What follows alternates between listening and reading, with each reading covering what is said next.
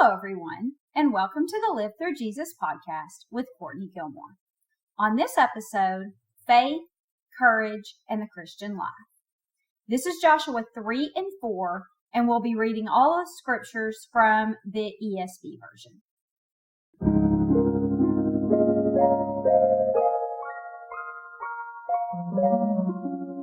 Quickly before we get started, if you're new to Live Through Jesus, make sure you go to livethroughjesus.com and sign up to receive your free 5-week Bible study over Abraham. There you'll also find blog posts that coincide with the teachings on this podcast and social media links, which is another way to keep in touch throughout the week. Okay, let's get started.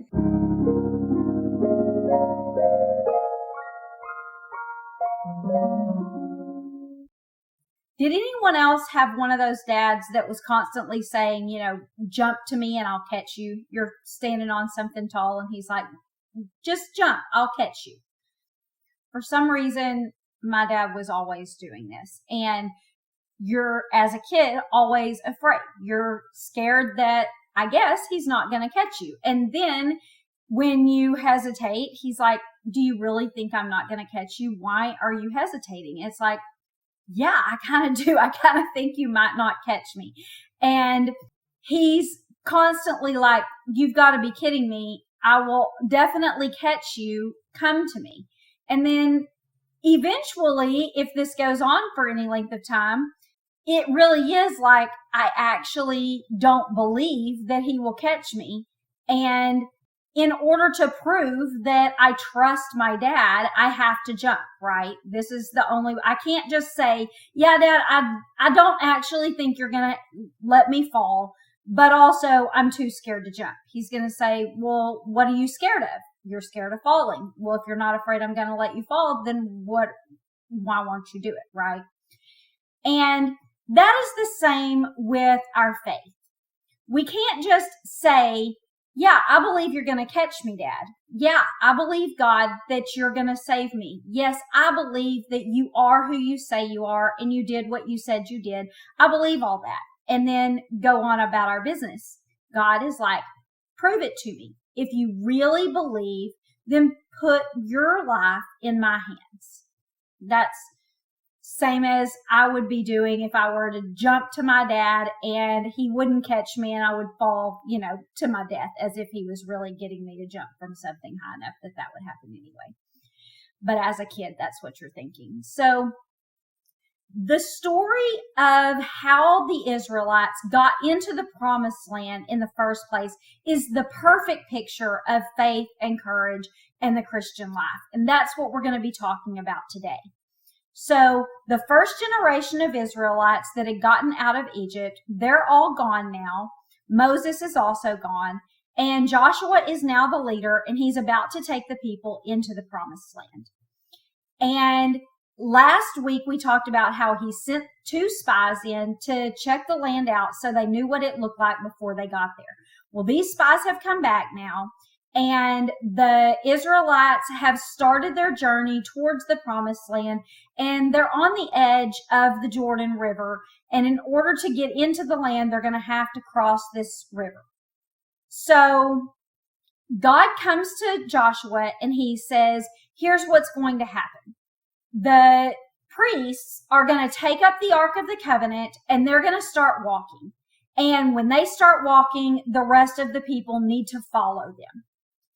Now, normally, the Ark of the Covenant stayed inside the tabernacle. The tabernacle was basically their church, and only the priests went inside of this place, and inside were 2 rooms. The first room had the lampstand and the table with the bread on it and an altar of incense. And then there was this big curtain, and that separated that room from the back room. The first room was called the holy place, and the back room was called the most holy place. And this room only had the Ark of the Covenant in it. And this was basically like a bench. It was a big box, and it had a lid on it. And the lid is called the mercy seat. And inside of this is where they would keep the 10 Commandments. the testimony of God. And so sometimes it's called the Ark of the Testimony, or the Ark of the Covenant that God made with the people. And so that was inside. And then this seat had 2 cherubim on either side of it, and their wings went over it, and it would cover the mercy seat like this, okay? And God dwelt there between the wings above the mercy seat. And this is where the high priest would go and meet with God once a year and make atonement for the people's sins. And so the Ark of the Covenant, because that is where the Spirit of God met with the people, this ark was the representation of the presence of God with the people.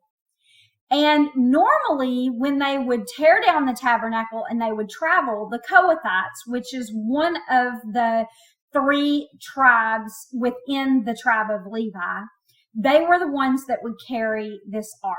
But this time God said, no, I want the priests themselves to carry the ark, because the priests are the representation of God to the people, and the ark is the representation of God's presence. And so this is the representation of God carrying the presence of God in front of the people so that they can see where they're supposed to go. And so they're going to pick this ark up and they're going to carry it. And it says that the people need to remain at least 2,000 cubits away from the ark, which is about 3,000 feet, a little over a half a mile. And so the people need to stay back that far so that they can get a good look, so that everybody can see where the ark is traveling, because God says, you've never been this way before. You don't know which way to go. I am with the priests and I'm leading them, and they are leading you. So you have to stay back. And so this is all being told to Joshua the day before. And then I'm going to read you Joshua 3 verse 7. This is after God has explained all that to Joshua. He says this: the Lord said to Joshua, today I will begin to exalt you in the sight of all Israel, that they may know that as I was with Moses, so I will be with you.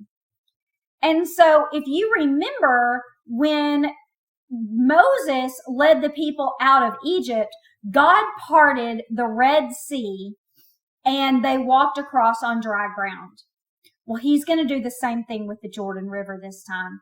And so God is telling Joshua, he says, hey, the same way that I led the people out of Egypt, I'm going to lead the people into the promised land. And the same way that Moses started his leadership, you're going to start your leadership. And this will exalt you before the people. This miracle that I'm about to do is going to let the people know that I'm with you, and they're going to follow you. And this will be confirmation not only to Joshua, but to the people that God is with Joshua. And so Joshua gathers all of the people around, and he begins to tell them all that God has told him about following the ark the next day. And then he says this is verse 10. Joshua said, here is how you will know that the living God is among you, and that he will without fail drive out from before you the Canaanites, the Hittites, the Hivites, the Perizzites, the Girgashites, and the Amorites, and the Jebusites. And then skip down to verse 13. He says, this is how you're going to know that God is going to bring you into this land and give it to you. And then in verse 13, he says, when the soles of the feet of the priests bearing the ark of the Lord of all of heaven and earth, when they rest in the waters of the Jordan, then the waters of the Jordan will be cut off from flowing, and the waters coming down from above will stand in a big heap. He says, this is how you're going to know that God's going to do what he says that he's going to do. Now, whenever he says the priest bearing the ark of the Lord, that word is Yahweh, the personal name that they have for their God. And then he says, the Lord of all the earth, Adonai. And Adonai means master. So he says, the priests bearing the ark of Yahweh, the Adonai, the master of all the earth. So he's saying God's going to reveal to you that he is the master of the whole earth by stopping the flow of this river upstream and making it stand in a big heap so you can walk across. You're going to see that God is fully in charge of even the rivers. And then you will know that he is God, he is with you, and he's going to be able to do all of the things that he told you he's going to be able to do. And so the next day, these things happen.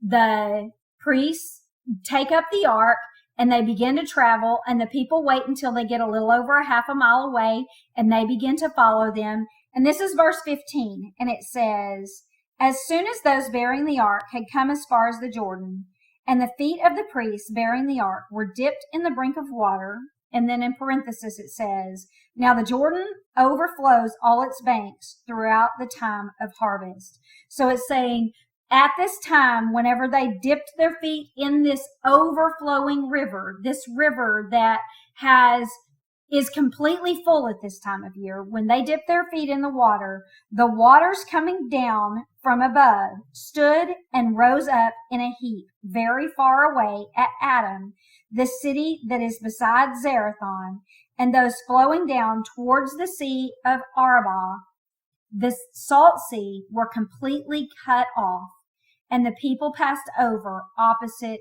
Jericho. So, the scholars tell us that this city of Adam is about 18 miles away. So as soon as the priests stepped their feet into this overflowing river, 18 miles away, God made the water stop flowing. And they were able to cross on dry ground. Now, this river, the Jordan River, flows into the Salt Sea. And so he says it completely quit flowing into the Salt Sea at this moment, and they were able to walk across. Now, scholars also tell us that this place where the water stopped was probably about the spot where the Jabbok River and the Jordan River converge. And at this place, there are often mudslides, especially at this time of year, because the reason that the banks overflow at this time of the year is it is the time of harvest, and there are lots of spring rains, and also all the snow is melting off of Mount Hermon. And so it's flowing down this mountain, and oftentimes it brings big mudslides with it. As a matter of fact, in 1927, there was a great big mudslide at this exact place, and it kept the water from flowing for 20 hours. And so it's possible that that's what happened at this time, that there was a mudslide. So does that just mean, oh, coincidence, no big deal, God had nothing to do with it? No. If God's in charge of the river, he's also in charge of the snow. He's also in charge of the mudslides. And God made this happen. It's very clear that it's a miracle. It happens at the exact moment that the priests step their feet into this overflowing river. And we know that no person has done anything to make this happen. No person stopped up the river, and no person unblocked it to let all the river flow. But God did this the second that they stepped their feet in the water. God made it stop, whether it was with a mudslide or whatever it was. He dammed up the river. And then we'll find out in a minute, the second that they took their feet out of the river, the water started flowing again. That's not a coincidence. Even if it is a natural occurrence, God is in charge of all the natural occurrences, and God made this happen of his own free will at the exact moment that he wanted it to happen, and he freed the water to flow again at the exact moment he wanted that to happen. It's not a coincidence. So I'm going to read you a couple of passages that talk about how God is in charge of these things. The first one is Job 37, 6 through 13. Verse 6 says, For to the snow, he says, fall on the earth. Likewise to the downpour, his mighty downpour. And then skip down to verse 10, and he says, by the breath of God, ice is given, and the broad waters are frozen fast. He loads the thick cloud with moisture. The clouds scatter his lightning. They turn around and around by his guidance to accomplish all that he commanded them on the face of the habitable earth. Whether for correction or for his land or for his love, he causes it to happen. So God can bring about these things for any number of reasons, but it's always him. It says that the breath of God makes ice. It's like he blows and everything turns to ice. He loads the thick clouds with moisture, and then he tells them when to drop the rain. Everything he is in charge of. Psalm 47:15-18 says, he sends out his command to the earth. His word runs swiftly. He gives snow like wool. He scatters frost like ashes. He hurls down his crystals of ice like crumbs. Who can stand before his cold? He sends out his word and he melts them. He makes his wind blow and the waters flow. All this is so poetic. It's so fun to read how they describe what God is doing with the snow and the rain and all of what the secular world calls Mother Nature. This is God. This is what he does. And then lastly, Jesus does this in the New Testament. In Luke 8:22-25, there's a story about how he is on the boat with the disciples and he's below sleeping, and there comes a storm. And it says, this is verse 23, it says, a windstorm came down on the lake and the boat was filling with water. And so they went down and they woke Jesus and they said, Master, we're going to die. And he got up, and it says he rebuked the wind and the raging waves, and they ceased, and there was calm. And then the disciples are like, what just happened? It says they marveled and said to one another, who then is this that he commands even the winds and the waters, and they obey him? God is in charge of the wind and the water and the mud and the snow, all of the things of the earth. That's why he's called the master of the earth, the Adonai of the earth. He's proving that to his people right now in this story. Very, very cool. And so we know that this was a miracle from God, and they walk across.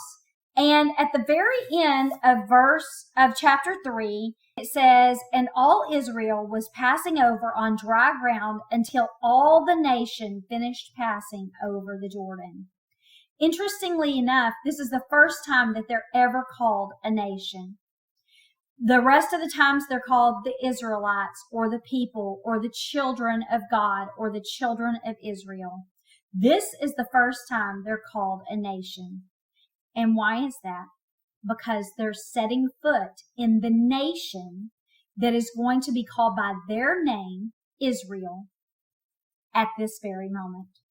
So now that they are in their nation, they are a nation of people.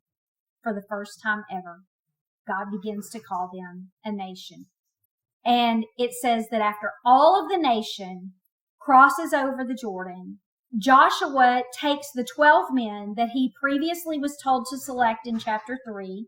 This is one from each tribe of Israel. And he says, okay, I told y'all I needed y'all for something special. Here's what you're going to do. You're going to go back over the Jordan, into the Jordan, where the priests are still standing with the Ark of the Covenant. So when they got into the river, these priests stopped in the center and they stood there until everyone had gone across. And they were still standing there Joshua called these 12 men and he said, I need you to go back to the very place that these priests are standing, and I want each of you to get a rock and pick it up and put it on your shoulder. So this is no small rock. This is a big stone that they're going to get and put on their shoulder and carry back across the river. And when they get across this river, they're going to set these 12 stones up as a memorial for the people. And this is going to make a permanent structure. They're big stones, and it's going to make this permanent structure that everyone is going to be able to see. And God says, I want this to be here to remind you all of what happened this day, how I brought you across the Jordan River on dry ground. And when your children see this and your children's children, and they ask, what is the meaning of these stones? You're going to tell them not only how I brought you across the Jordan on dry ground, but also how I brought your fathers across the Red Sea on dry ground. And then your children are going to know who I am. And everyone will see my power. They'll understand that I am Adonai, master of the earth, and they will fear me and they will learn to obey me because of that.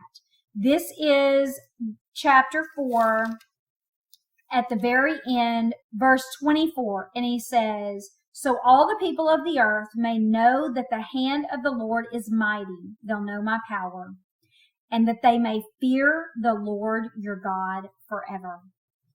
And if you fear God, you'll obey him. And so he says, this is all being done for you.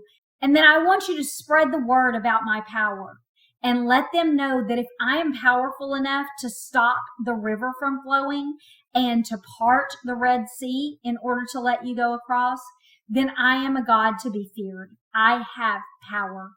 And that will compel them to obey me always. This is how you will spread the word about me and help your children to obey me, and remind yourselves that I am a God that needs to be obeyed, that I brought you into this land for a purpose, and you are my people, and you're supposed to do what I tell you. God does this often. He tells them to set up a memorial for this exact purpose over and over and over again. And I think this is something that we should maybe take note of also. You know, we have things like birthdays and anniversaries where we take this day and we remember something that happened on this day. Specifically a wedding anniversary, that's what it's there for, is to remind you how you committed your life to this person, and for you to think back over the years of what you've had together, and for it to, you know, increase your love for one another and your commitment towards each other. And I think it's good for us to do that with several things. Maybe to even have objects that remind us of certain things. We have the wedding ring, right? That reminds us that we are committed to one another. And that is what, when we see it, we're supposed to be thinking of. And we should do that with several things, especially things that have to do with God. Whenever God has done something wonderful for us, we should make some way to commemorate it.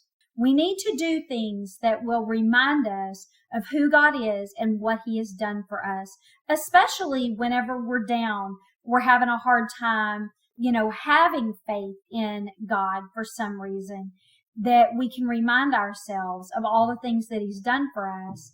And then we're like, I forget, you know, I'm just discouraged right now, but I know God is there. I know his power for me, and I know his love for me, and I trust him. Those are good things for us to do. Now, the rest of this lesson, I want us to talk about that trust, that faith in God. God had told the priests what was going to happen when they set their foot in that water.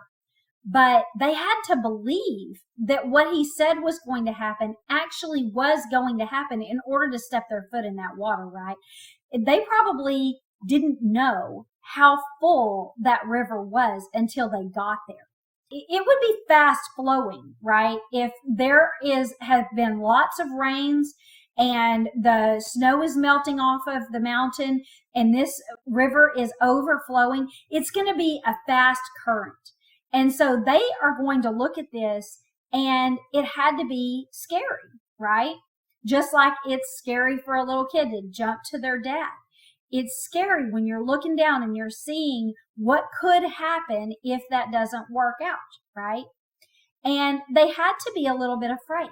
But in order for them to actually step their foot into that river that could carry them away in a moment, and their heads would, be covered in a moment if it didn't happen as God said, they had to believe that it would happen. If they had any doubt, they wouldn't have done it. It wouldn't have made any sense. They would have needed to swim across this river, right? They wouldn't have been able to carry this ark that's supposed to be revered and sacred and taken special care of. They wouldn't have been able to do that. They would have needed to swim across and somehow get this ark across in a different way if God wasn't going to do what he said. They say that the Jordan River was somewhere between 3 and 10 feet deep and like 90 to 100 feet across. But we know that if it's 3 to 10 feet on a regular day and this is overflowing, then it is well over their heads. And so they would have needed to swim across if they didn't trust God.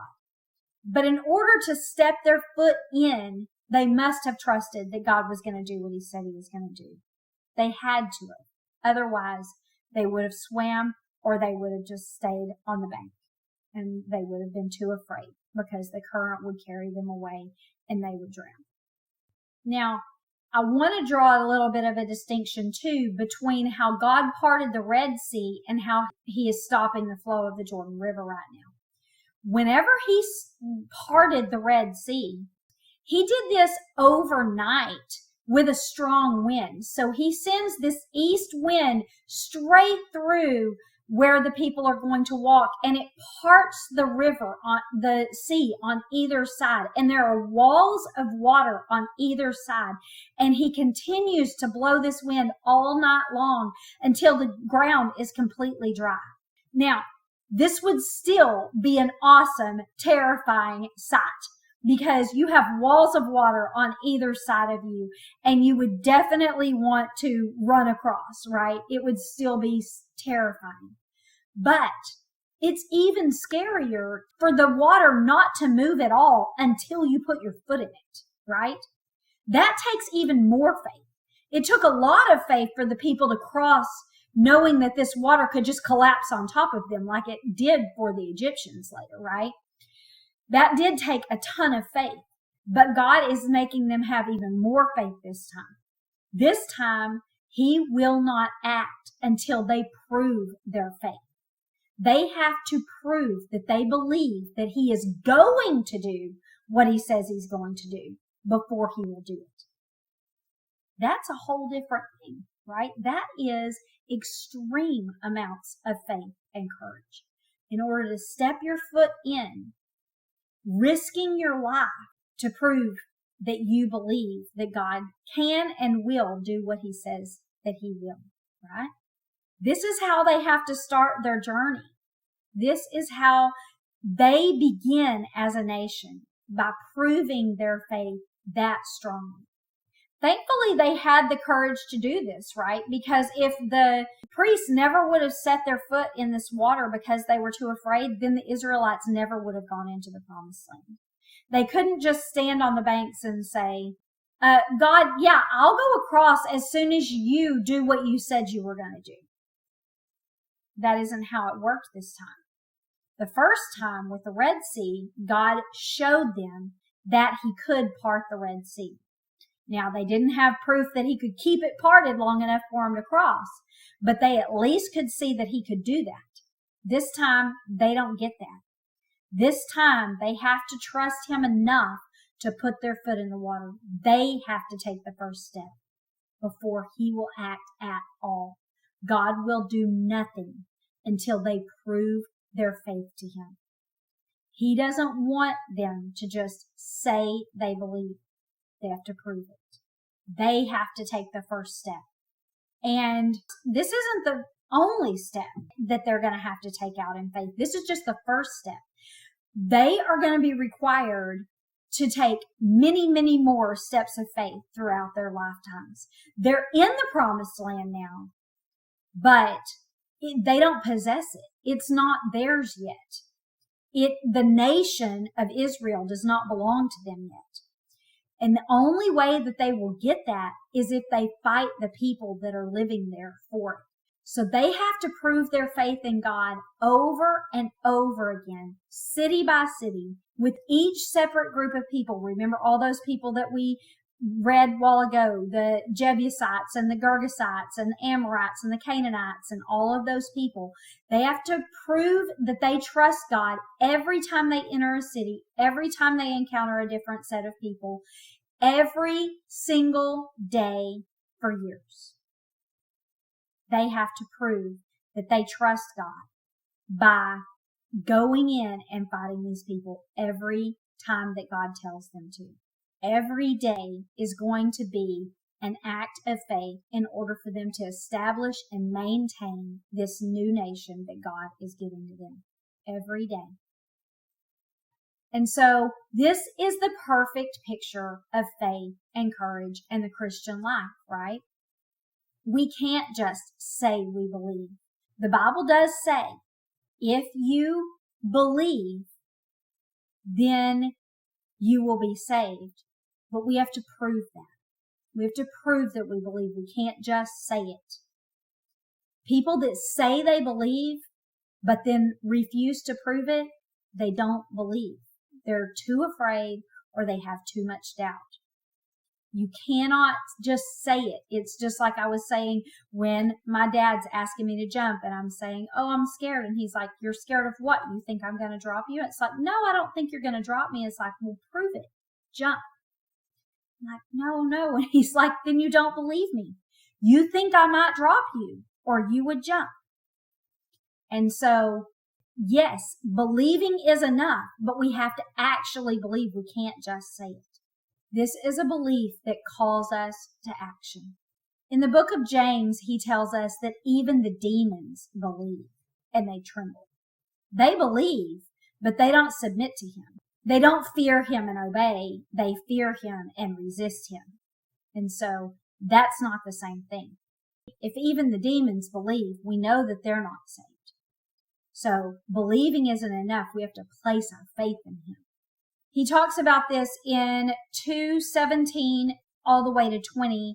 And in 17, he says, faith by itself, if it doesn't have works, it's dead. It's completely useless to say that we believe and then not act on our belief. There's no purpose in it. And then he says, some people say that they believe, but I can prove that I believe because you can see it in my works, because I act on my belief. That's how you know I believe, because I act on it. We have to act on our belief. We have to prove the things that we believe.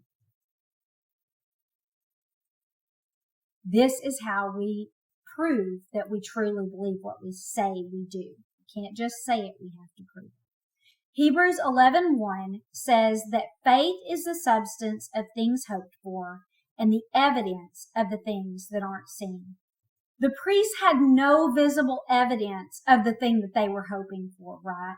Their act of faith brought about this evidence. That's how it worked. Their faith was the evidence. As soon as they placed their faith in God, God revealed the evidence that he could do what he said. But they had to take that first step.